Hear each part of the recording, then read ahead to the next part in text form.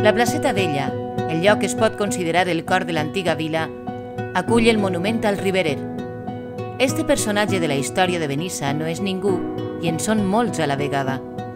Representa els veïns que 2 vegades a l'any abandonaven el poble per a treballar a les plantacions d'arròs de la comarca valenciana de la Ribera del Xúquer i per això prenen el nom de Riberers. El monument està format per la imatge del treballador en posició de pregària i amb la mà sobre una gran roca que es trobava en l'últim punt del camí cap a València, des d'on encara es podia veure el poble de Benissa. Repetís el gest del Riberer a l'eixida del municipi quan tirava la vista cap al rere i veia la imatge de l'antiga església. Sobre esta gran roca resava demanant la protecció de la patrona, la Puríssima Xiqueta. Els riberers anaven amb una camisa blava i se'ls coneixia com els blavets.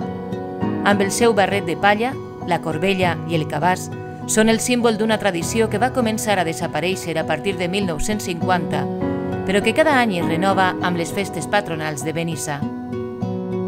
Hi ha un dia dedicat a recordar-los junt a aquest monument amb diversos actes festius i ofrenes de flors. En la mateixa plaça, a pocs metres del monument, apareixen 2 grans cases senyorials del segle XVI, reformades al segle XVIII, com era costum aquella època. Una és la Casa dels Torres, que abans havia sigut dels Ibars de Povill.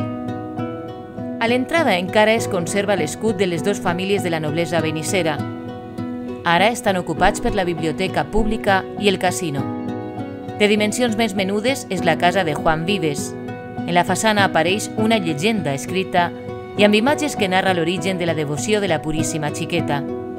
Segons la tradició, al 1684, uns pelegrins deixaren en esta casa una imatge de la Puríssima. A partir d'aquest moment, una sèrie de miracles l'acabaren convertint en la patrona del poble.